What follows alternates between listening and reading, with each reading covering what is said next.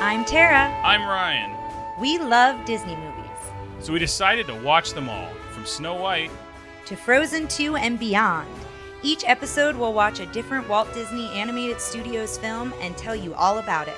Did we like it? Does it hold up? Who's our favorite hero? Or villain.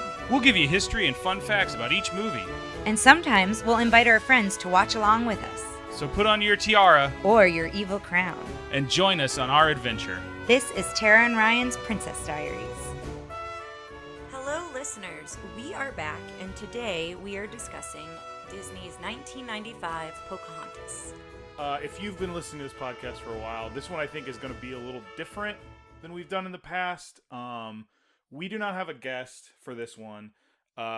This is one that I think I don't want to say avoiding, but really have been thinking about how we wanted to handle this in a lot of different ways. Mm-hmm. If you are new to the podcast, let's talk about kind of our position towards this movie real quick. We are a white couple. Mm-hmm. We live in Texas, which, that is indigenous. We live on what was once native land. Mm-hmm. We're people that I don't really know anybody too well that is an indigenous person or comes from native peoples.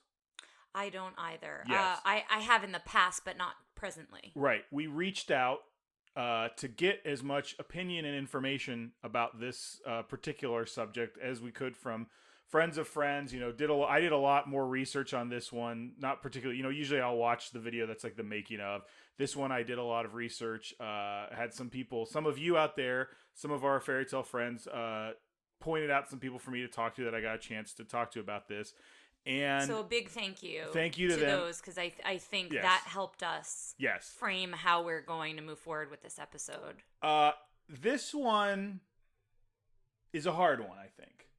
I think for those of you who have been longtime listeners, when we did Peter Pan would probably be the other time that we encountered some really insensitive subject matter on how people were portrayed. Right. And this one, I think, is more involved because the story is not historically accurate and it's based on a historical person. Yes. As well as the indigenous people are not portrayed in the most accurate of light. Well, the other thing that I think that makes this one harder than, say, a Peter Pan, or let's even go further, a Song of the South, which we've not covered. We won't.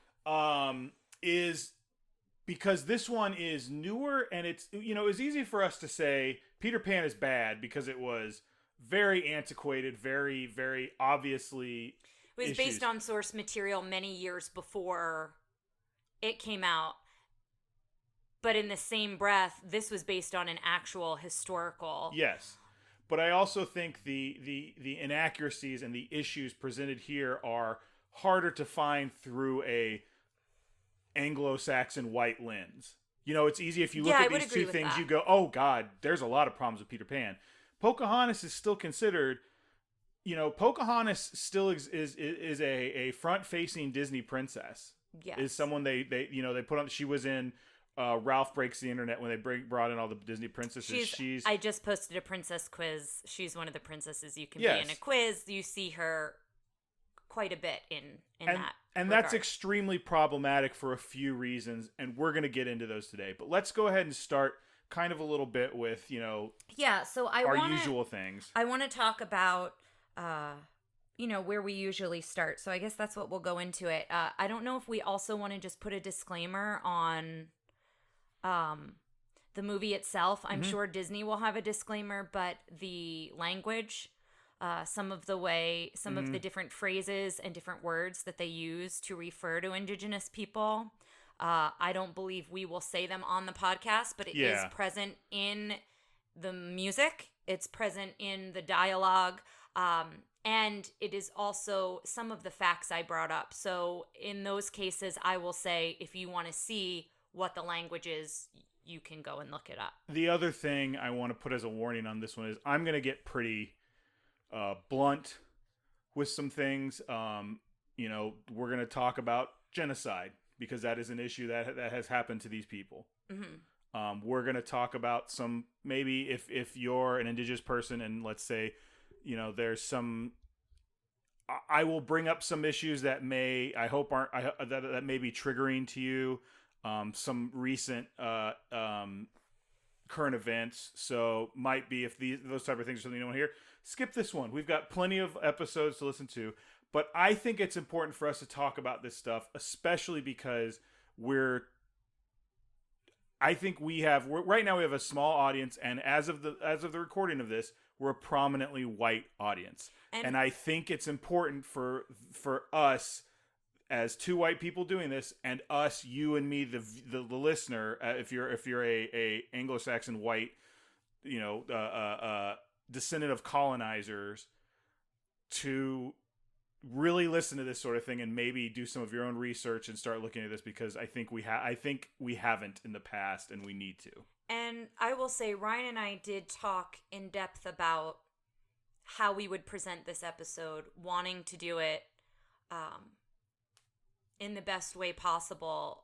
But as always, we are open to your opinions and your thoughts as well. Yes. So if there's something we get wrong, if there's something that we don't catch, please feel free to email us, to call us, to send us a message or post on the Facebook page. So I just kind of want to put that out there at the beginning as well. Right. And so with that, we'll go into the episode. So it came out the same year as Toy Story, Mm-hmm. and we mentioned that in the Toy Story episode because it beat Toy Story as far as Oscars go with music. Mm-hmm. It won for Best Original Song with Colors of the Wind, and it won Best Original Music or Comedy Score was the other Oscar that it won. On Rotten Tomatoes, it has a 55%. So I think that may reflect what we're about to go into and right. why it has a low percentage. What I will say, and I have some facts about this a little bit later, it is a beautiful movie in the sense of animation, in the sense of what animation was doing, the backgrounds, the landscapes. There were some big things that they did to push Disney animation forward. So we'll be highlighting that as well. But we first want to start with the historical context of the story. And so one of the facts I read right off the bat, and this is the other thing that I'm going to say when you're looking up research for this, really try to do your due diligence, because I read a fact off of, I believe, IMDb that said the movie release was the 400th anniversary of the real Pocahontas' birth. When I looked up Pocahontas' birth, I looked to Wikipedia, I looked one or two other places. They have a circa year, but they don't have a month. So yes. That's an example of an assumption, I think, there. I don't know that they knew the exact day and month that she was to say, right? So well, that's one of many examples that I'm going to have of that. One of the problems to look for in this kind of storytelling, in particular, is, I a lot of the information I read was, like, so much of what anyone knows about Native culture, like 90% of it, that's kind of a made up percentage, but a large percentage of it is fictional accounts of history. Mm-hmm. The majority of representation of Indigenous peoples, like, this was all based, I read a thesis paper. It's called Decolonizing Sexualized Culture Images of Native People, bringing sexy back to Native studies. And it's talking a lot about sexualization of people.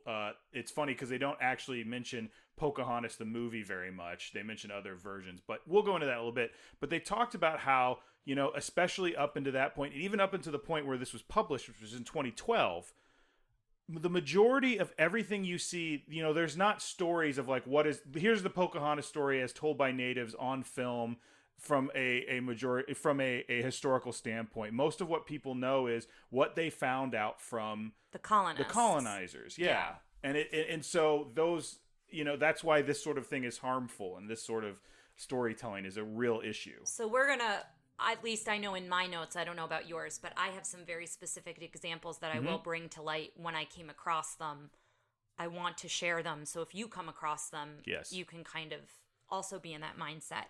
But I'm not a historian, but I did try to find the origins of the story of Pocahontas, of her people, of the colonists, and what was true versus what was fictional with the Disney movie. So this is what I found.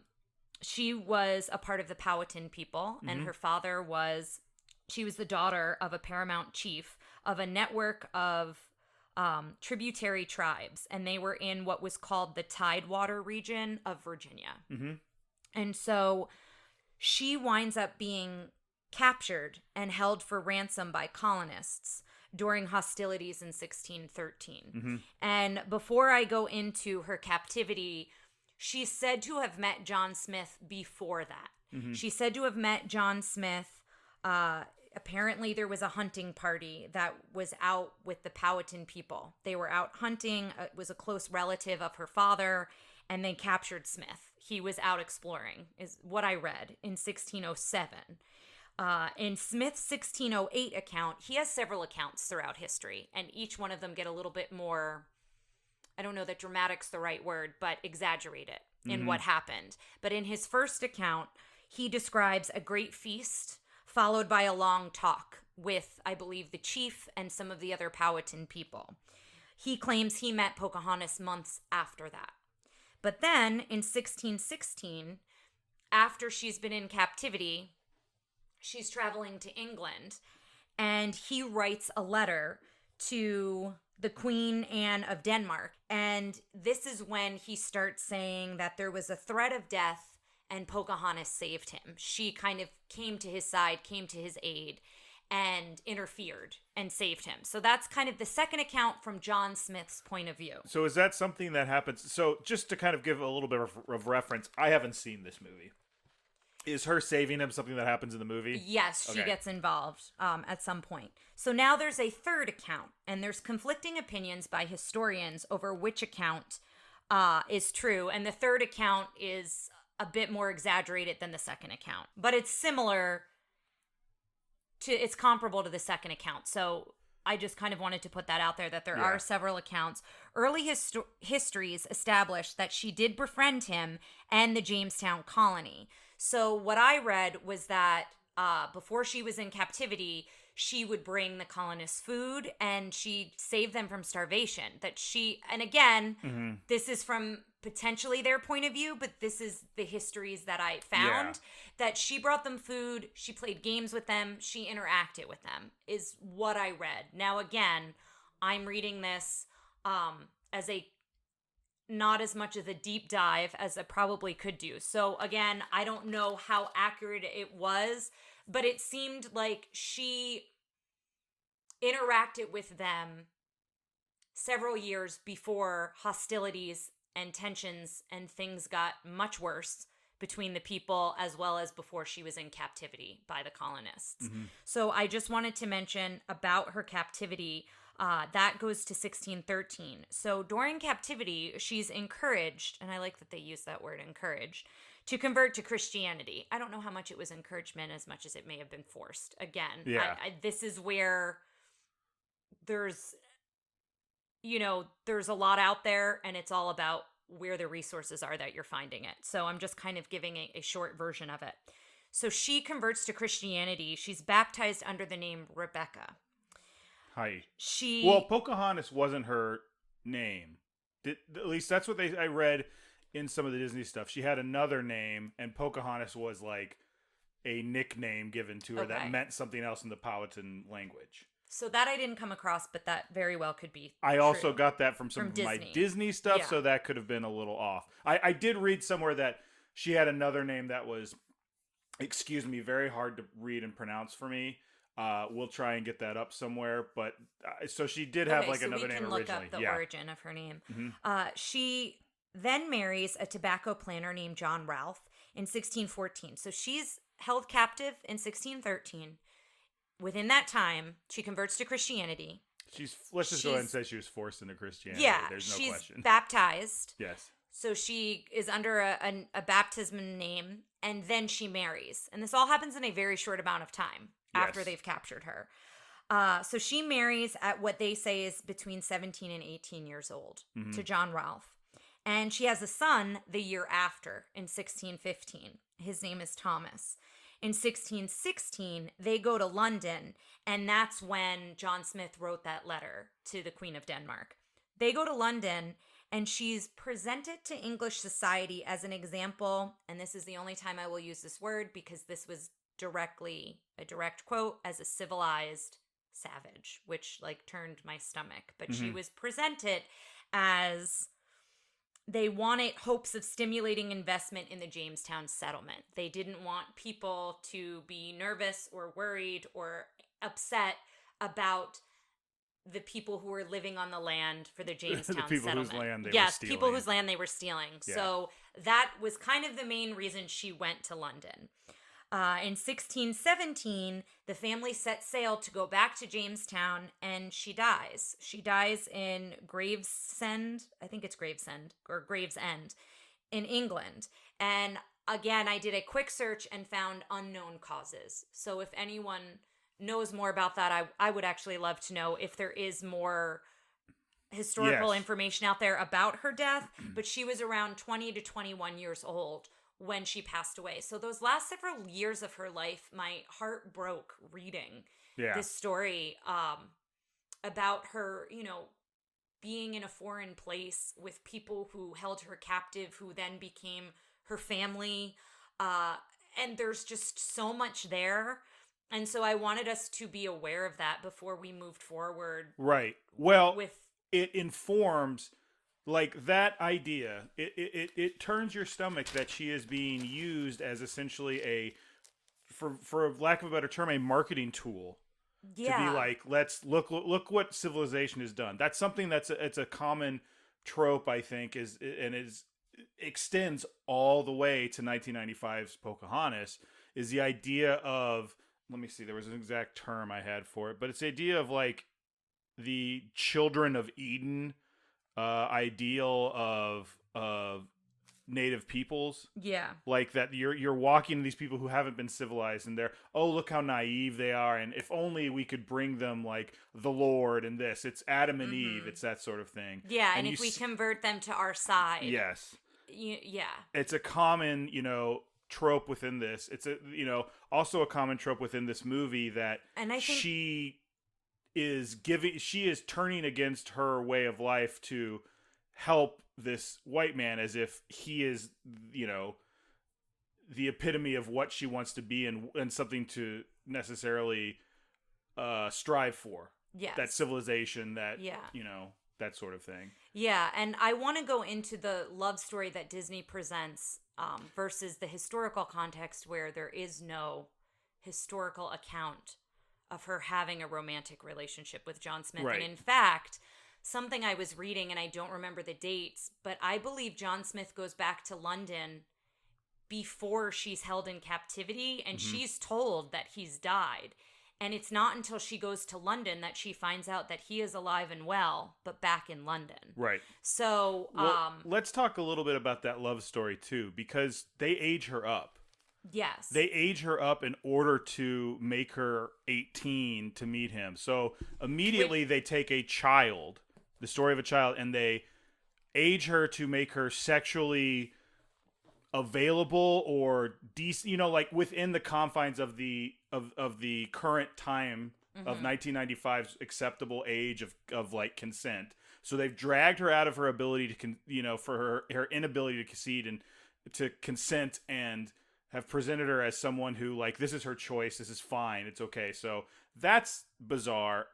That was one of the things that there was some stuff on Facebook on the internet I found where there was, I want to bring up this similarity because it really put this whole thing into focus to me, that the story of aging up Pocahontas and making her fall in love with one of the colonizers, the people who would go on to... And I just have a question. Yes. I've been saying colonists and you've been saying colonizers. Is there a better, is one over the other? Or I'm using colonists because that's what they refer to them in the movie, and that's what I knew growing up, but I think, and I don't know, that it's kind of, one is a more aggressive term than the other. Colonizer is you're coming in and you're colonizing, which is what they did. Yes. So I think it's either fine. Way is probably okay for the purposes of this. Okay. But the idea of her being aged up to the age of sexual consent, and paired with one of the colonists or the colonizers who would go on to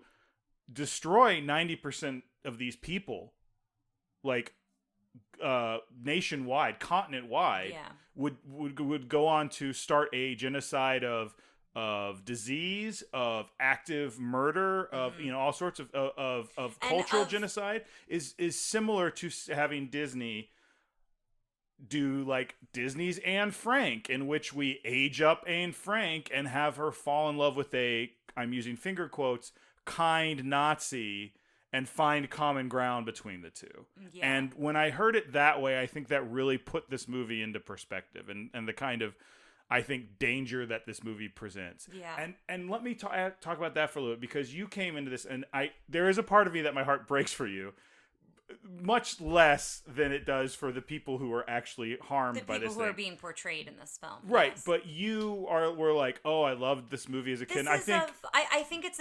I think it is important to talk about that a little bit. Again, being a little white girl, in the 90s, that I was 12 when this came out. I loved the music. I loved how beautiful the film is. I loved the colors of the film. I loved so much about this story, and I've not seen it since I was young. And doing my research, it really shook me. And I want to go into that a little bit. I have an art book. We've talked about the art books I have for several movies. I have one for Pocahontas, and I'm going to be referring to this throughout, but we're kind of talking about this here, so I wanted to talk about it. Gabriel, what was his first name? Mike. Mike Gabriel is kind of the filmmaker, and he did Rescuers Down Under. He was the one who was kind of in charge of the story and came up with the idea. And in the introduction, the first page in the art book, it says that while he was happily surrounded by his family, enjoying a traditional Thanksgiving festivities, he found himself musing over exactly what project to tackle next. In quotes, "As soon as I thought of the Native American girl Pocahontas and her coming together with John Smith, a story of two separate clashing worlds trying to understand each other, it hit me that was it. I got so excited, I blurted out to my family, I've got the next big idea, Pocahontas." That's in quotes. So that is quoting Gabriel. And what I want to say here, and what we're going to continue to talk about, is the filmmakers were so ignorant and naive, and they thought they were doing the source material justice. They did not think it was a big deal to... They said, who knows? She could have been in love with him. Yeah. There's no way for us to know. It's very much that, like, well, we've not come across anything that says it was a definitive no. This movie is a lot of white people patting themselves on the back for, like, doing the bare minimum of history searching. And you were saying also, like, as a young white girl, you remembered loving this movie. It's not just you as a young white girl. There were some of the people I talked to about this who are indigenous themselves, or indigenous peoples themselves, said, "Oh, I used to love this movie when I was a kid," because there was something about representation on the screen. Yeah. And what we should say here is Disney did hire actors and actresses, that were Native American to play those roles. Well, just Powhatan and Pocahontas, as far as I can tell. The singing voice of Pocahontas was not native. A native person. They also the one who played Chief Powhatan, which I think it's very odd. I don't know. I didn't find anything about this, but that he's named his name. They take the name of the tribe and give it to him as if that's his name. He's Chief Powhatan in the movie. That's how he was referred when I read it. Oh, so that's just okay. But I don't know. But again, I didn't do a super deep dive, but when I read it, he was referred as Chief Powhatan. Well, so Russell Means is that actor, and he did a lot of stuff. Now, some of this could be like them putting him in front of a camera and telling these things, but he would say things, he came on, he did this thing, he said, I talked to them about how all the doorways into these places faced east, so when you watch the movie, it's not just all these, dwellings with their doors facing different ways. They're all facing one direction. And he said, you watch it and there's a lot of the shots, big shots of them doing things are considered accurate. The clothes they put them in are more accurate to kind of the tribes that lived in the more forest areas as opposed to the plains Indians. Excuse me, I'm so sorry. The plains Native Americans you had seen in other like westerns before that time and that sort of thing. The Pocahontas is dressed differently than what you see. All of them look different than what you see up to that point, and it seemed to be accurate. And he went on and was like, I'm so proud of this movie. This. And he does say, this is the most accurate Native American telling we've had to this point, which could be true. Possible in 1995. Yeah. That doesn't make it acceptable. Yeah. And so what I will say here is the other reason why Disney really felt that they were doing it justice is for authenticity.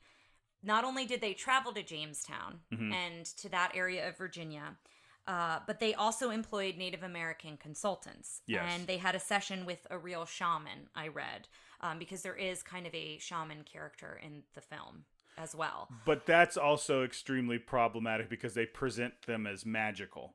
Yes. There's a lot of that sort of thing in there. What I will say is, even though that's the case, there were a lot of Native American activists that issued an open letter condemning the movie for its historical inaccuracies and stereotyping, which is what we're going to go into.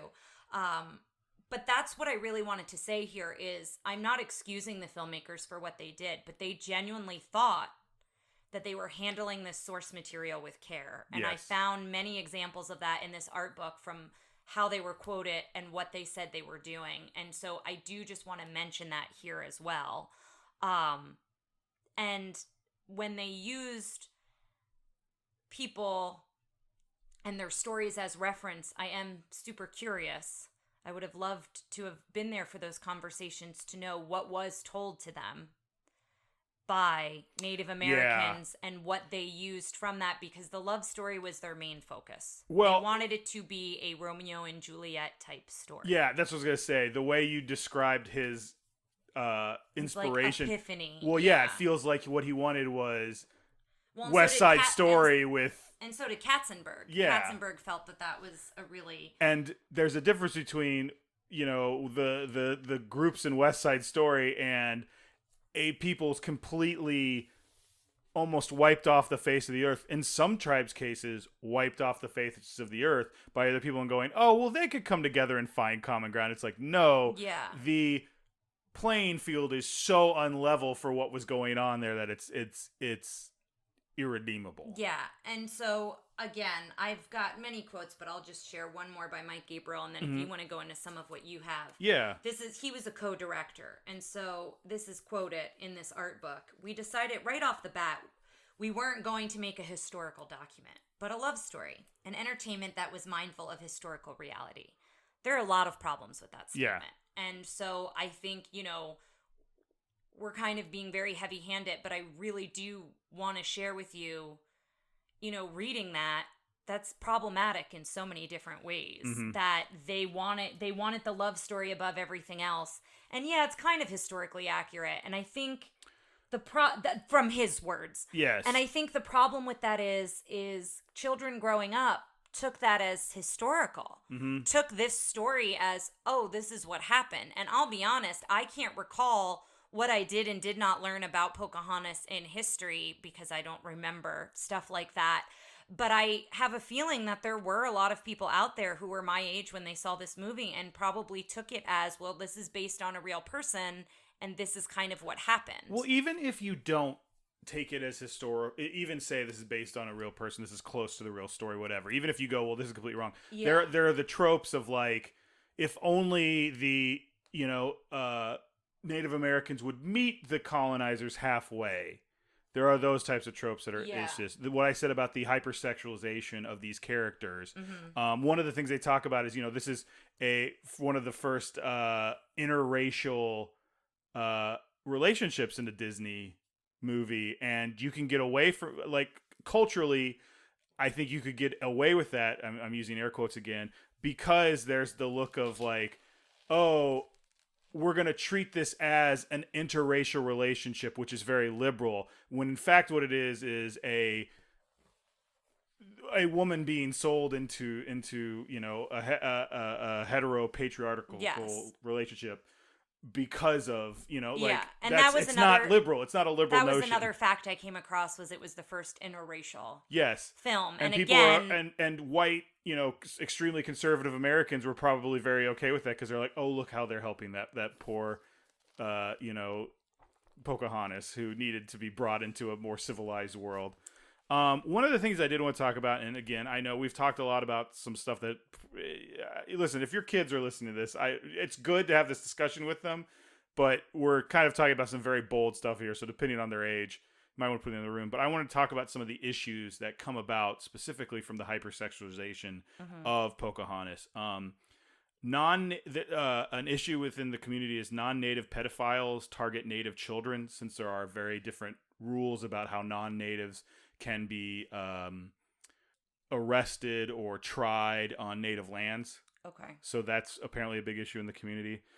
Historically, native women have been targeted for medical sterilization, probably up until later than you think they would be. There's a lot, this is in the news now, about the boarding schools that went on, up until the late 70s or later, where in Canada and in the United States, of going over, teaching kind of the typical those beliefs to native children. One of them has been the forced heterosexist beliefs into the culture that weren't necessarily there before, the kind of homophobic ideals and stuff that you see more in our American history and Canadian history. In fact, colonists interpreted diverse practices of gender and sexuality as primitivity. That's what they looked at it on when they were, apparently the thesis I had talked about earlier talks a lot about the kind of, looking at native culture through a queer lens and that sort of thing. And so now, are you able to? Is that thesis public? Or is that... Yes, I was given. Okay. It was given to me, and I'll post it up on around. Great. So those are the type of things that this kind of idea of like, oh, let's make her older, let's make her date John Smith, is problematic. And they knew that. Disney knew that was an issue. Roy E. Disney it was very hard for me to watch after reading all this stuff to then watch the making of, because there's a lot of like Roy Disney saying, he goes, we knew she was younger, but we thought we should age her up so they could see this. The same thing with Mike Gabriel, just being like, well, the love story is what I want to tell. Stephen Schwartz, the lyricist of the things, is quoted as saying Pocahontas is more of a woman than a teenager in this, which it just seems weird to, and I understand maybe changing that if it was like Ariel or a fictional character, but this was a real person. Yeah. And they were just like, let's take liberties. They're loosely basing off of historical events and accounts. So I kind of want to go into, I've got another quote here, but I want to go into kind of some of the animation and some of the things that were done that were pretty significant in the history of Disney in that sense. And then I think we should watch this movie because this isn't I don't want to say it's a bummer, but it's a heavy topic, one that I think needs to be discussed, but also, we're usually a little bit more lighthearted in our facts and history here.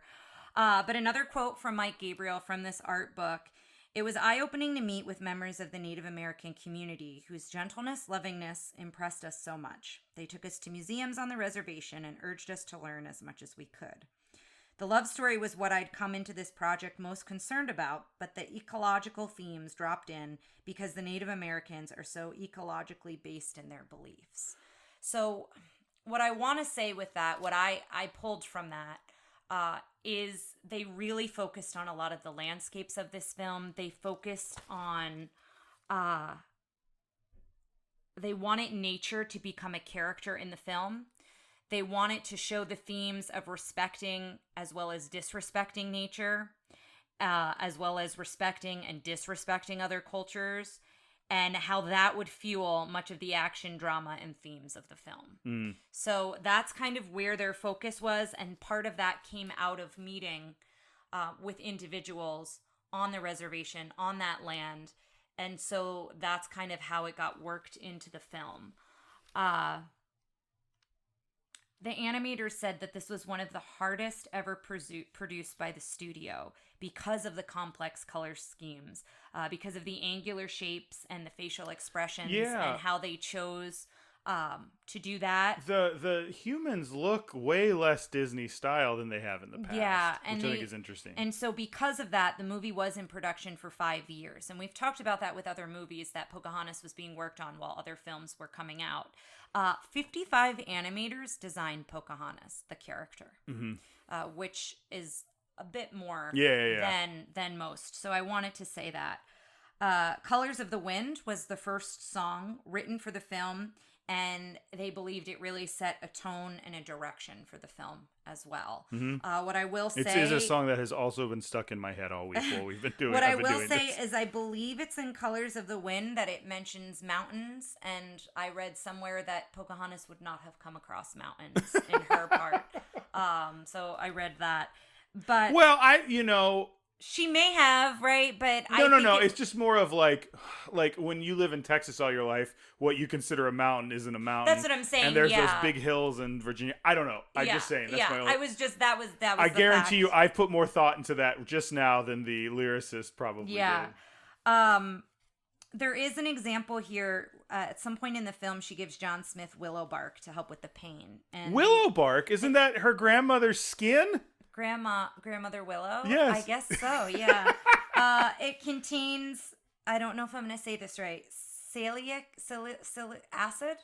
It's what's in aspirin. Oh. So it's the basis of aspirin. So that I just found interesting that they included that.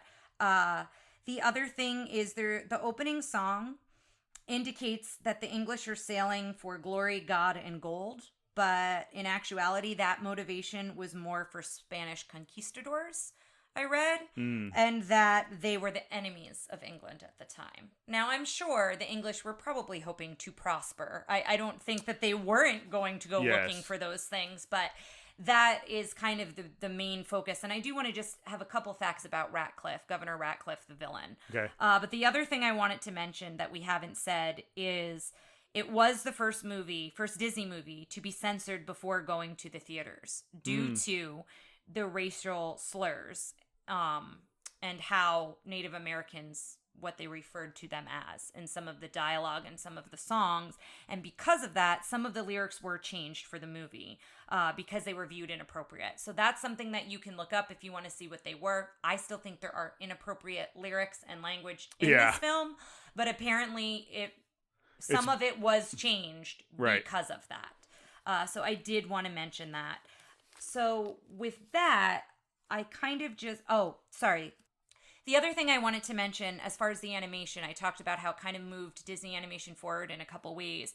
There was lots of technical work when it came to the effects, rotoscoping some of the characters, and we've talked about that in the past, the landscapes, which I've mentioned, and the CGI. They did a lot of texture mapping in this film, and so they would do a 3-dimensional model on the computer, and then the background artists would create texture painting that's used virtually to kind of wallpaper the 3D element. And there's something in the art book here. I mean, I tried to take a picture of it, but because it's clear, but it's like an overlay, so I just want to show it to you, Ryan. Oh. But when I took a picture of it, it was a reflection, and so it kind of didn't come out cool. But, like, see how that... But so, like, here's 3 examples of how it goes from that to that to that, and then when you do the mapping over it. And how it kind of like defines. So I thought that was cool. We'll try to get a picture of that, but it's kind of a clear like overlay on some of the stills, and so it's kind of hard to see it when you get a picture of it. But I just thought that was really interesting and something to be said in a movie that has problematic themes and not being historically accurate. I did want to talk about, there was a lot of hard work that was put into this film by animators that I just wanted to share that piece of it.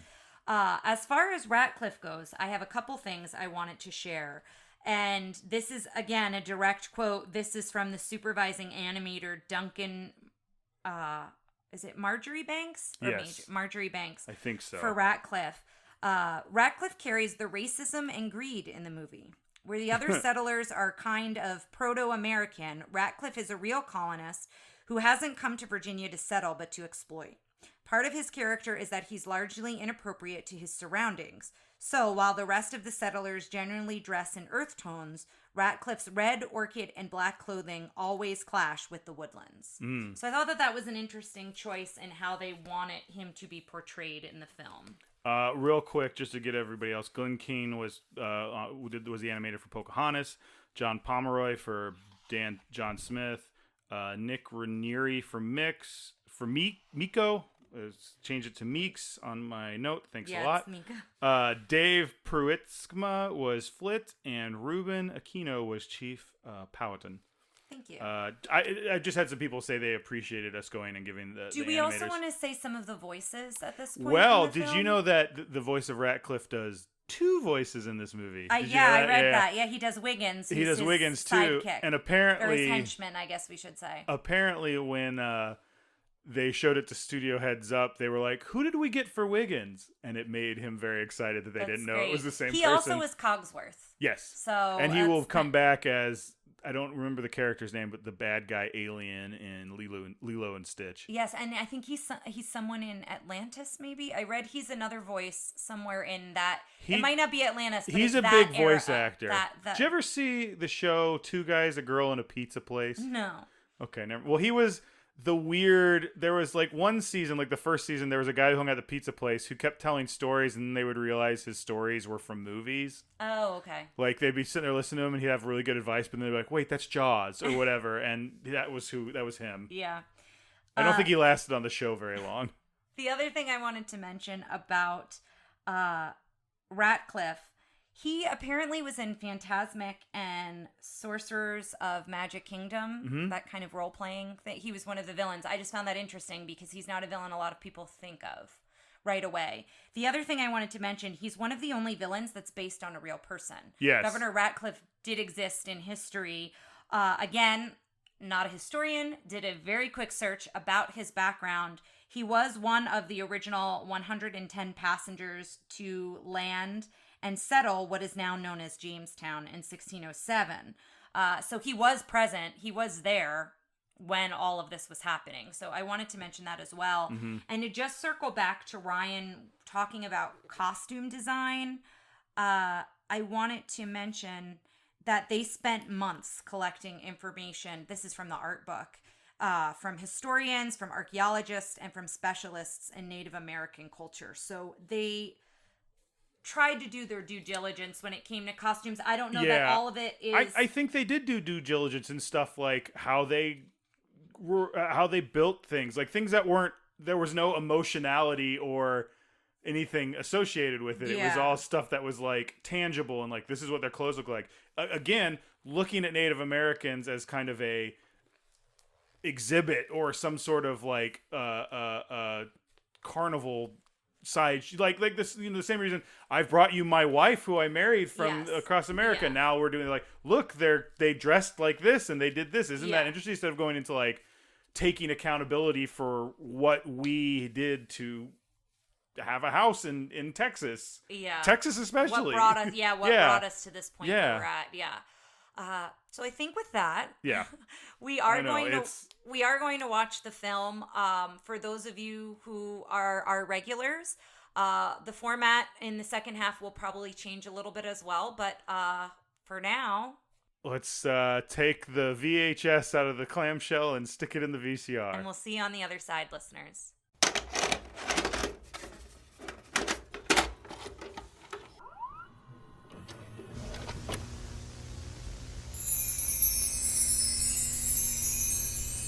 Hello, listeners. We are back. And as you probably expected, we have some thoughts. So we're not going to go quite as much beat for beat as we normally do. But I wrote down things that we talked about while the movie was playing. I will also say I probably would have enjoyed this movie in 1995, not knowing what I know now about the plight of indigenous peoples. Yeah. There's... Again, not excusing it. I think we should have known it then, but we know it now is the more important piece here. And I think one thing that you and I came away from with this was, if this had been a story where they had gotten some native writers and directors to take care to do this and to come at it with a fable or a story where she wasn't Pocahontas, she was a Powhatan princess or whatever that was. Do you know what I'm saying? Like, yes, and I think if they pulled from mythology directly, or fables from, you know, how we have our folk tales, if they pulled from their stories, because I'm sure they have their own stories rooted in different themes, right? If they pulled from that, yes, and we both said throughout this, Disney owes Native Americans another film. And similar to how you said, I mean, it's going to be a while before we get to Moana, and maybe we'll find something out about Moana, but like, Moana feels like a better Indigenous person's movie, obviously, because it felt more authentic. It felt like there was more care put into it. Yes, and but Moana we might find out have, 26 years from now that Moana doesn't hold up. And Moana doesn't have the love story piece, but it has the piece of the daughter who is born and destined into a life that she doesn't necessarily want. She wants more. She's got an adventurous spirit. I liked how adventurous and inquisitive Pocahontas was in this. So, you know, there are some good things to pull out of here in that regard that I think they could take that and do something with it. But taking away the name Pocahontas. And taking away the historical piece of that. Well, I think you just make it a story about Native people, period. And not like, let's not have any white colonists people in it. come in there. Yeah, because we talked about a few things. Do you want to just do you want to do it a little differently instead of going through beat by beat? We'll go like maybe like what we liked and then what we didn't like, or do you want to go through the whole thing? Sometimes it's hard for me to do that because my notes are chronological because I write them down as the film goes on. Well, we'll get to some of the stuff we talked about near the end. Then. Is that okay? Yeah, let's go ahead and start. So first, in all caps and exclamation marks, I have "There's no warning." So in the first, I completely forgot about that. Then I'm glad you're welcome that I take notes. So in the first half of this podcast, I think I said, I'm sure there's going to be a warning. No. There's no warning. There's nothing in the description. First of all, the plot is a one sentence about her having an adventurous spirit or something. So it's not a super detailed plot describing the film. There's no warning there, and then there's no warning before the movie plays. And I think that's my biggest problem with this movie. Is that Disney doesn't acknowledge that they've had a misstep here. And it's, you know, again, we talked earlier why some people are like, are you going to do Song of the South? No, and one of the reasons we don't is because, this is going to sound flippant, but let's hear me all the way through. It's not on Disney Plus. And by that I mean, we've all agreed as a culture and a society that there are huge amount of problems with Song of the South. We're going to put it over here, and it's and Disney's agreed to that to some extent. And they're putting this just up, you know, with no like history, no let's warning, talk about this, not even a discussion. No, like, because some of the other films have, you know, if you have a child yeah. profile, you can't get to certain films. I think we said Dumbo, Peter Pan. I think there might be one or two others that you can't just readily access if you have a child's profile set up. This has none of that. And it's interesting because, I like I said earlier, I think it's because the Peter Pan portrayal is so obviously derogatory, but this has a lot of the same stuff. It's just smoothed out and done. They're like, they just want to be, you know, we're just, you know, here to... They're people who want to be civilized and they're misunderstood. Both sides are misunderstood, and if they could just understand one another, everything would be fine. Both of the sides misunderstand each other, so they're equally at fault in what's going on here, which is a huge was not problem. The case. Yeah. The other thing is there's a Pocahontas 2 called Journey to the New World. So I don't know if that means she goes to England. I don't know. We've not seen it. We saw it up there. Do you want to start and I'll do a quick look and see what I can find out about Pocahontas 2? Basically, it opens with all of the colonizers getting ready to board the ship. So they're getting ready to prepare for this journey. And there's, from moment one, there are a lot of issues with how they're portraying Native Americans. While the first film dealt with her meeting with John Smith and the arrival of the British settlers in Jamestown, the sequel focuses on Pocahontas' journey to England with John Ralph to negotiate for peace between the two nations, although her death is omitted from the film's ending. So they did it again. They did it again. They literally took the historical piece of her. Well, it was 3 years later, so if they haven't learned anything in 26 years, they certainly hadn't learned anything in 3 years. Still, that's absurd. Aye. Wow. Okay, well, that's that. Oh, Chaboy Billy Zane plays the voice of John Ralph. Billy Zane, the bad guy from Titanic. Yeah.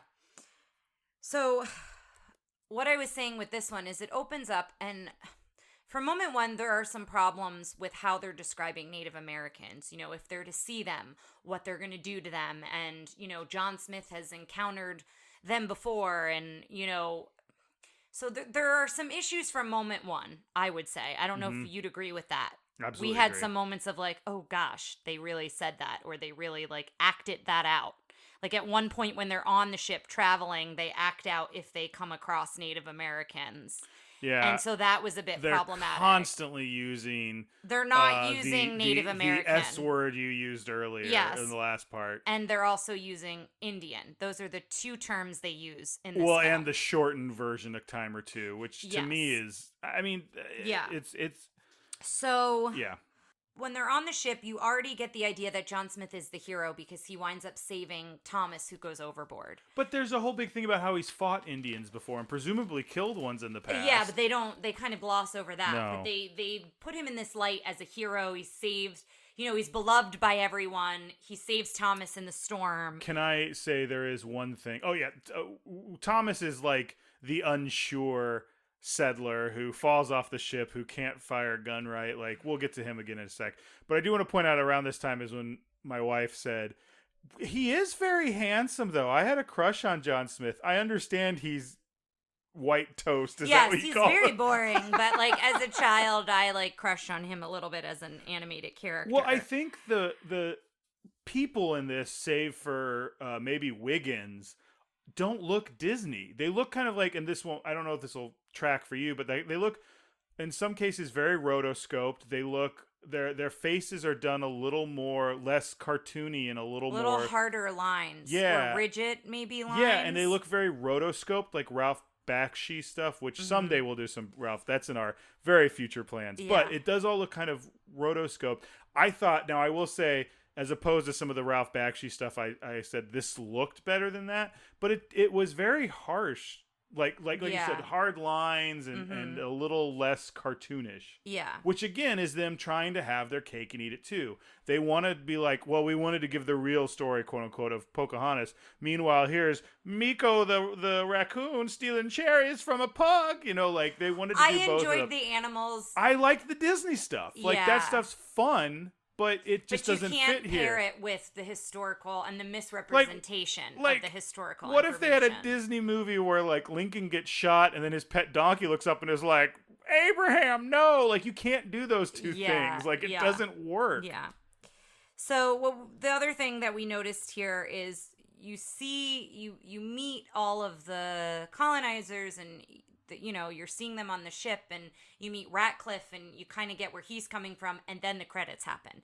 Then it's Walt Disney Presents Pocahontas, and then we see the Native American way of life. So then we see what they do and them growing food and out, you know, being one with nature, for lack of a better way to say it right now. We see them living off the land, essentially. Yeah. So that's what we see. The chief returns. We find out that he had left with Kocoum.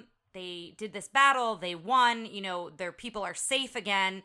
And they're celebrating Kocoum, who has asked for Pocahontas' hand in marriage. And this is where we get that, you know, the chief... She's not there when they all return. Yeah. And he knows that she's adventurous. She's standing on a very high rock, cliff. just chest out, like as far as we can tell, as far as I can tell, because then her friend comes up in the canoe and is like, come on, Pocahontas. Nakoma, I think. Yes. Is her name. And Pocahontas, like, what was she doing just standing there? I will tell you. Listening to the wind. That's what I was gonna say. If I had hair like that and I looked that good every time I just stood, that's what I do. You see me. Where's Ryan? He's hanging out on a rock, letting the wind whip through and that's his hair. literally my next note. Second greatest Disney hair. We had Ariel Yes, so under the far. water and how beautiful that was. Pocahontas' hair in the wind, and when she's in the water, when she's swimming, and with John Smith by that waterfall, is really great. So we were noticing that. I think this movie has some real triumphs of animation. Yes. Unfortunately, it's wrapped in a lot of other stuff. Yeah. And so I don't know if we said this in the previous, but one of the directors is Eric Goldberg, who did the genie in Aladdin. One of the guys I really like. Yeah. So we also talked about they do use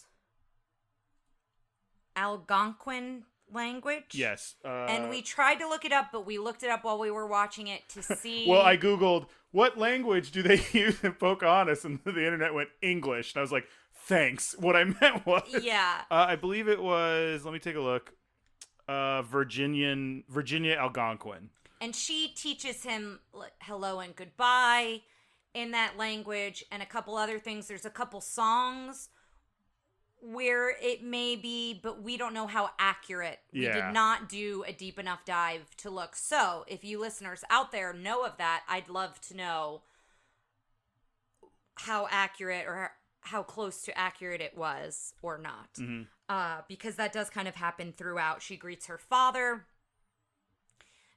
using a term from the Algonquin language, as well as when she's teaching John Smith hello and goodbye. And then again, there's a song in the beginning that has almost a chant quality to it that is using... The one that Grandma Willow... Yes, and I think the people are singing it as well, but yes. Can we talk a little bit, this is maybe a little bit skipping ahead, about the whole magical journey to which Pocahontas just learns English? Yeah. They skipped over, usually, and again, I don't know how accurate these are, but the reason Pocahontas and Sacagawea and characters or people like that I'm gonna keep saying characters because I think this is a fictionalized version. Yeah. But they're seen as the people who are translating for their people and things like that. Sacagawea was the one who I believe went with Lewis and Clark. I haven't really looked at that one too much. But they meet and they're speaking different languages, and Grandma Willow had been listen to the wind earlier, because essentially Pocahontas has this dream. And she keeps having this same dream. No, it's fine, but I think it ties into what you're talking about. She has this same dream about a spinning arrow, and she can't get it out of her head, and she just feels like that's her destiny, but she doesn't know what that is. And that's when Grandmother Willow first tells her, you really need to listen to your surroundings and listen to the wind, and it will guide you. We keep mentioning Grandmother Willow just in case anyone hasn't seen the movie. It is a tree with a face, a willow tree. Yes, it's I not loved Grandmother Willow as a child. I just don't understand why it couldn't have just been a person, a native woman speaking to her. Instead, we have to again. Because you said that the creators made a choice not to have the animals speak because they wanted it to feel more realistic in a way. They wanted the tone to be a little bit...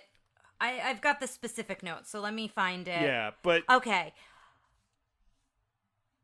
They wanted the movie to be more serious. So they thought that... They wanted it to feel more real. Yeah. Again, having their cake and eating it too. But so anyway, when Pocahontas starts following John around and then eventually they meet... he tries to get her to stay, and she's speaking presumably Algonquin, and then the wind rises up between them. Again, a lot of great beauty shots of Pocahontas, and then she can suddenly understand English for the most part. She doesn't know some words, but they're conversing, and I think that was supposed to be the shorthand of Pocahontas learns English. Yeah. So. Yeah. I don't know. So. There's a lot of times when you're going, oh boy, in this movie. One of the comedic bits that I really enjoy is Miko with the biscuits, Miko with food in hardtack. general, the hardtack. At one point, he's got crumbs on the ground, and he literally licks his finger to get every crumb. And I was like, "That's me with food. With something I like to eat." Hardtack so just to put in a little lightheartedness into this. Hardtack is a simple type of biscuit or cracker made from flour, water, and sometimes salt. Yum. That's all it is, and it's an inexpensive and long lasting. So they used to make it, and you could eat it. It basically would last the whole trip over, and then you could eat it. But anything I've ever seen with it is you have to soak it in water or something so it it's gets not as hard. soft, soft enough to eat. Well, and then we also meet Percy. I had a Percy stuffed animal as a child. But Percy is Ratcliffe's dog, and he very much has the personality of Ratcliffe, but in dog form. He's a pug. Little white pug. But I really like him and Miko. They're back and forth throughout, but we talked about how they try to do this thing where it's like, see, the animals get along. Like, we can get along like them. They never say it. The cartoon animals that what happens. Don't really exist in real life. But that's what happens. Miko and Percy are at odds with each other for most of the film. And it's funny and it's lighthearted, which I think is needed because this film is pretty serious. However, it then just shows, Percy at one point is by Grandmother Willow and is like cold and alone and scared in the woods. And then Miko's like, come with me. And then that's kind of when they become friends after that. So... yeah, they kind of want to gloss over, like, see, it's so easy to just, like, all come together. Another thing we mentioned at the very end is throughout this film, the Native Americans give so much to them, like, throughout. Like, John Smith gets wounded, and the chief gives his, like, cape off his back to John Smith. They come with food and bring them food to go back to England. The colonizers have given them nothing, and they've destroyed the land where they live. They keep making it seem like they're finding good middle ground, and really what it is the colonists are, like, even the friendly colonists who aren't John Smith are like, the best they do is leave. That's the best thing they do. Yeah. They come up, they dig up their land, they blow up their land in some cases. Like, I'm curious that... using explosives to dig was something that happened back in that time, but that's the least egregious error this movie makes. Yeah. They blow up their land. They kill. Spoiler: they kill. Kokoum. The word I was coming up with was not the right word. They kill him. Yeah, Thomas kills him because, and we're going out of order here, which I think is fine because this is where it's led. Pocahontas and John Smith are embracing. Basically, what happens throughout the film is they meet, they fall in love very quickly. She sings Colors of the Wind to be like, there's so much you don't understand. In that song, he goes to shoot a bear, and she's like, if you don't shoot it and you follow it, like, that bear's got a family. And she's trying to show him, one of the lines, how high can a sycamore grow? If you cut it down, you'll never know. So it's that whole idea of, leave nature as you found it. Yeah, I think there's really simple... There's some good lessons to be learned from this, but it's like very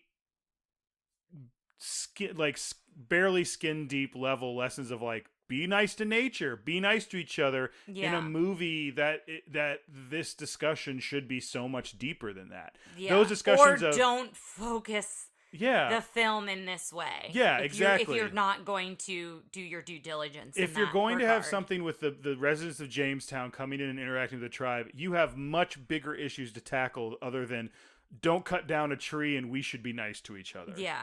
Like, that's the problem. So they meet up a couple different times, and this last time that they meet up, tensions are high on both sides. Ratcliffe kind of incites all of the colonizers to say, there's no gold here. The Native Americans must have the gold. Have we talked about that Ratcliffe is there to dig for gold? We may have in the first half. Because I just think that's funny because so much of this movie is his goal, and we'll get into it because I'm sure effectiveness is going to be really low for some of it because he's like, we need to get gold. There's no gold here. Like, gold is on the other side of the continent. There's no gold. And so he convinces everyone that the Native Americans must have the gold where they're at, and that's the whole idea. So tensions are high on both sides, and her father reaches out to other Native Americans. I don't know if it's other tribes or if they're a part of... I think the Algonquin...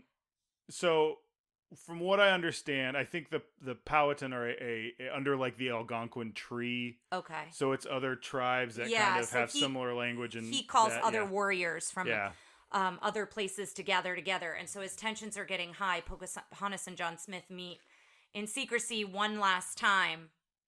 And Grandmother Willow's kind of like, you have to be the first to change things. If you don't change things, she uses the example of ripples in the water. They start out small and they get bigger. And so she kind of convinces them, and Pocahontas says, please come talk to my father. I really think if John Smith, if you talk to my father, I really think we could work it out. And that's where they embrace for the first time. So they've not kissed up until this point.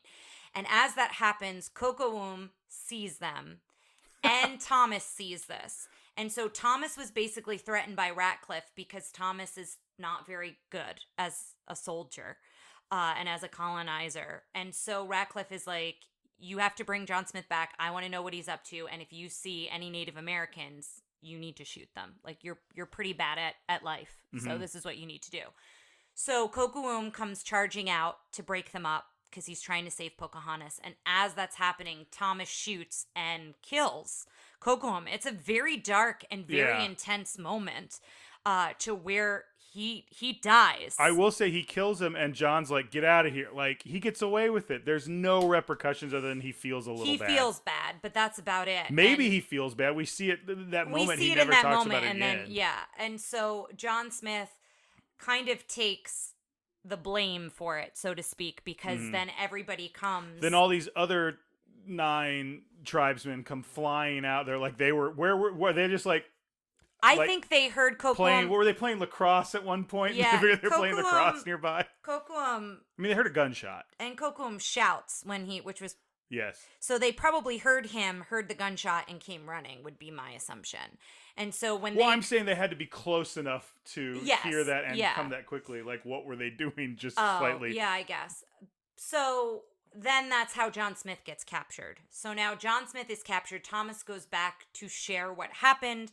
Ratcliffe rallies everybody together and gets them more. I compared him to Gaston in the sense of getting this group of people and, essentially they become a mob of sorts to go attack. And the song... Let's say the word one more time. Yeah, is called Savages. And the way they portray it is, again, that everyone's on equal footing. Yeah. That the Native Americans and the colonizers, that they both think the other one is savage. Yes. And so that's how it's portrayed. And so that was really problematic for us because we were like, they're not on the same footing. And again, these people came and just took everything and have not given anything. Yeah. And the Native Americans, and in this story, they're very reactionary. So they come to check out the colonists in the beginning, and they see them and they go to shoot them. So then they start shooting arrows at them. And that happens a couple different times where, there's no stop to think, like, we did just land on their shore. Yeah, exactly. So all the tensions build, everything's coming together. She goes to Grandmother Willow again, and she realizes the spinning arrow is from John Smith's compass. That was her dream, was the spinning arrow with this compass, and that's her destiny, is to be with him, which I don't love that. Yeah, it was just kind of like, yeah. I don't love that that's what, like, she's destined to rule her people because her father talks about, your mother. She's apparently destined to go to England with John Rolfe in Pocahontas 2. And everything's all sunshine and roses when that happens. Apparently, but by the way, John Smith portrayed by Mel Gibson's younger brother in that one because they couldn't get Mel Gibson back. Yeah. So, she realizes, like, this is what her dream's been telling her, and she hopes she can make it in time. And right as her father is about to behead John Smith, I think he's gonna smash his head. That didn't look like a beheading. That looked like, I don't know what the weapon is. I've seen it, but it's like a stick and then it goes into a big ball. Yeah. I think he was just gonna crush it. So right before he's about to do that, she, like, lays across him and shouts no and says, I'm not going to. And so she persuades him, and that's when he says, you are wise beyond your years. I will not be the first person to fight. Like, it will not be me. It will not be our people to be again, they are taking the high road and saying, okay, we're not going to do this. And so all the colonizers kind of realize what's happening, and they all put their guns down. And then Ratcliffe is kind of wild at this point and is like, no, you have to do it. And he goes to shoot and shoot the chief, and John Smith jumps to save the chief. And so John Smith is hit. So at that point, all the colonists turn on Ratcliffe, and they basically gag him and chain him up to take him I back can't to believe England. we don't get a Disney villain death in this, like, and it's the most Yeah. racist jerk Yeah. that has happened so far. So that's pretty much the movie. I'm going to look over my notes just to see if there's anything that we talked about that I want to make sure we mention, but that's the bulk of the film. Have you seen the meme that is Pocahontas, Miko, and Grandma Willow, and it says a tree, a raccoon, and a Disney princess, and then below it is that scene from Avengers Endgame where it's Thor. Groot, oh yes, I have seen that actually. Sorry, I said no and then realized I have seen thought that it. one was good. I wanted to talk about two of the other songs that I like, which is Just Around the River Bend and Colors of the Wind, and I think those are other opportunities if you don't want to sit down and watch the movie as a whole, which I would understand. If you just look up those sequences on YouTube, I'd imagine they're on YouTube, I think you can see some of the animation and the beautiful landscapes that they did. Because I do think the animators worked very hard to make that come across, and the colors are very vibrant. And so in both of those songs, I think you see good examples of that. I don't know if you would agree with that. There was a lot of visual stuff that I very much liked in this movie. Yeah. And yeah, I think both of those are. So I think that's a good way of, if you don't want to watch the film, if you've heard this podcast and, you've kind of realized the issues that this brings up, that might be one way where you could just view one or two songs if you wanted to see it from the animation standpoint. Right. So let's do our questions real quick. I think we've covered most of them. How was the princess? I really like her, but I wish she wasn't Pocahontas. Yes, I liked her adventurous spirit. I liked the way she was animated, her design. Yeah, I liked how inquisitive she was. She loved to explore. Her hair was fantastic. It allows animation-wise. for native actresses to portray her in the parks. Yeah. Like, that's opened up an avenue to those actors or But I actresses. agree with you. Yeah, I wish she wasn't based on a real person. Right. How was the prince? And you and I may differ here because, like, I even found him boring. I found him kind of boring this time through it. I think as a child, I was like, oh, he's kind of handsome. You thought he was a hunk? Character. But I did think he was kind of boring. Well, you love Mel Gibson, and I used to. Right, like you. Well, I love him. I love Maverick. Tara, everybody in the '90s loved Mel Gibson. I love Maverick. That's who I love. Like, I love Mel Gibson. That was part of what made his fall so horrible. Yeah. Was that he was on top of the world. He was so charming at one point. I love Maverick. That's my Mel Gibson from the '90s. I agree with you. I thought he was boring, and I was thinking, like, maybe they give him some redeeming stuff. Like, I don't think he was bad. I think he seemed okay mostly because Ratcliffe was so awful. But and I think too, he was not aggressive towards her or the people. He was in the very beginning when he realized she was tracking him. She follows him and he doesn't see her for a long time, and then he does. But he immediately softens. And I will say that they play the love story equal in that regard. Yeah, I'm not saying it's right or it's good, but that is the only kind of balance there. I think the best thing you can say about him is he was fairly non-offensive. Yeah. And considering what part he played in the real history, the historical, is if that's the best you can do. Yeah. Again, I could have cut. If all the colonists had been cut out of this movie and it had just been a movie about her doing something land else, and I think it would the have been people. better. I think it would have been better. Yeah. Now the sidekicks, however, were all solid. I loved all of them. And that's what is Flint is the hummingbird. Miko is the raccoon. Those are both hers. And Miko and Flint have this kind of intense this kind of intense playful and kind of annoyed with each other relationship between the two of them, and then Percy. Interesting fact, Miko was voiced by John Cassier, who's also the Crypt Keeper from Tales from the Crypt. Oh, wow. And then Flint was our good friend Frank Welker again. Oh, cool.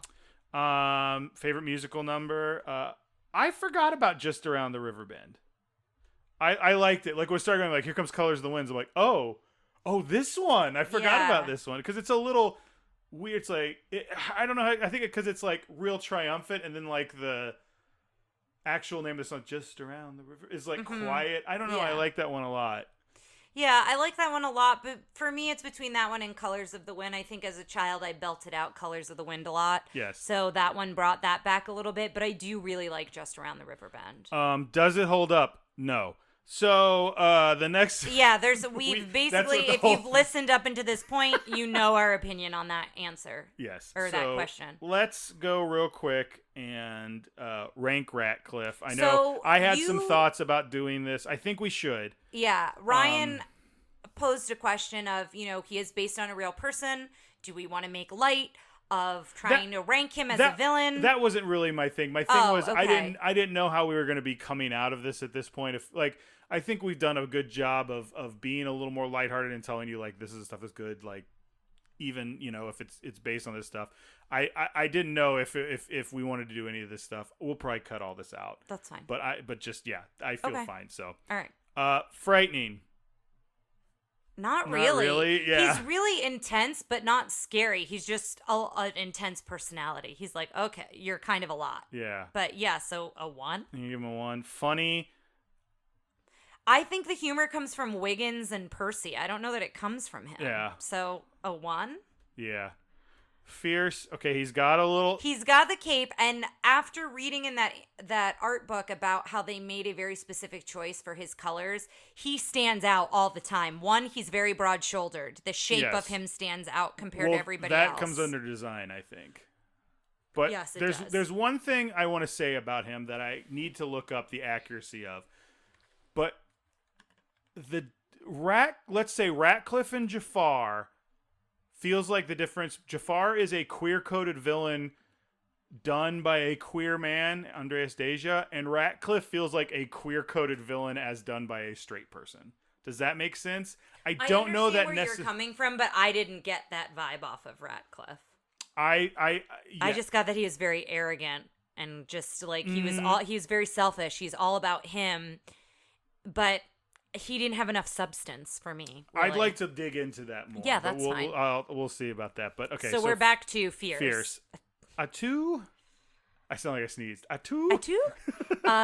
I'm in between a 1 and a 2. I guess the cape is good. I'll give him the 2. He's got a good cape. I like when he wears the gold version during his song. Yes. He's like, all the ladies will kiss my rings. And yes, like, I guess that's true. He has a little bit of a saunter to him in that regard. Effective. I think he gets a crowd going, but that's it. He goes to Virginia to look for gold. There is no gold in Virginia. And we find out this is his last opportunity. Yes.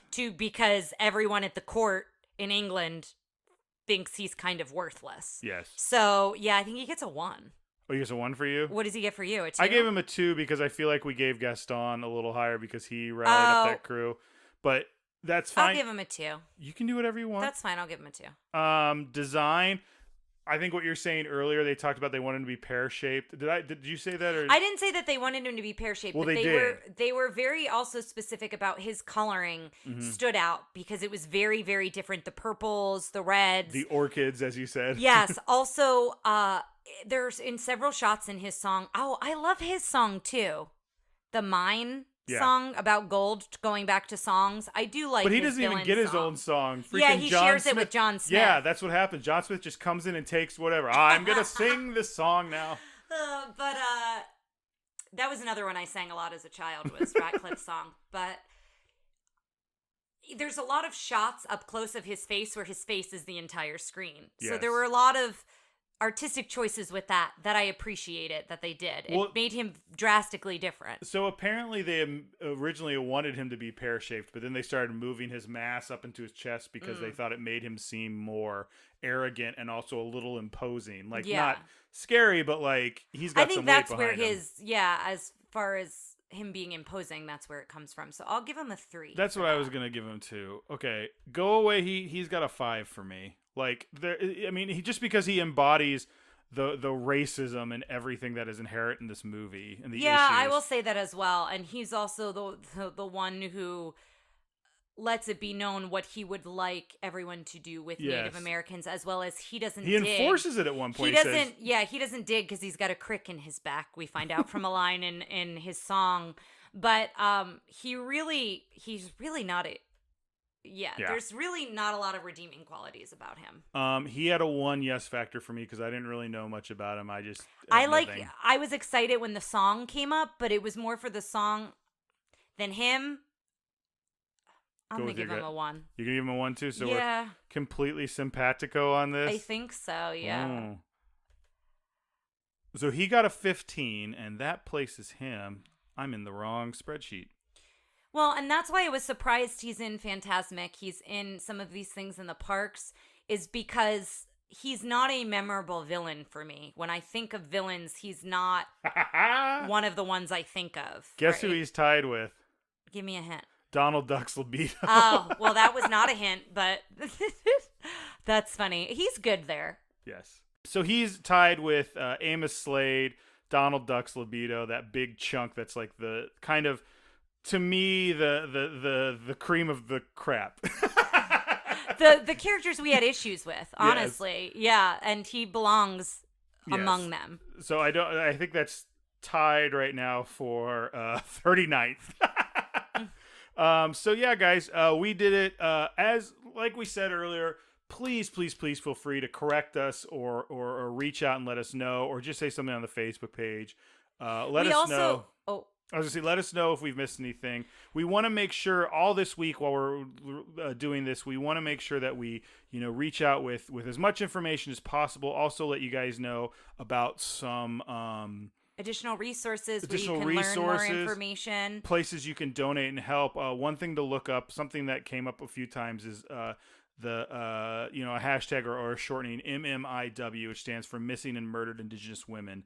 4 out of 5 Native women are affected by violence every day now, and that's something that there's a lot of groups doing that. Things like the Coalition to Stop Violence Against Native Women, things like that. That's something we can look at. That's just one that came up a lot. I'll also be trying to put more information on the Facebook page, the Twitter, the Instagram, all that stuff. So help us also if you find something that you want to post up there. This is a great time to do it. Yeah. I say this is a great time to do it, realizing that you could be listening to this 2 years from now. So it's always a great time to help us out. It is always a great time. I just want to say one more time, we really want to encourage the discussion of this topic as well as what you thought about this episode. We're very open to your opinions and your feedback, as well as your additional information along the way. So we just want to make it not a well-rounded or a both-sided, but an open environment, a comfortable environment to. Yeah, we'd love to hear from more Native voices or from people I who don't have know like how a I way. want to say it, but I just want to make sure that we're not doing the same thing as the movie and going like both sides are welcome, No, because one side is very much not welcome. Yes, I want to welcome those voices, I guess is what I'm trying to say. We're here to lift up voices that maybe aren't necessarily heard as much. So please, that's a reach much out more to elegant us. way to say it. Thank you. No worries. I'm you lean on me, I lean on you.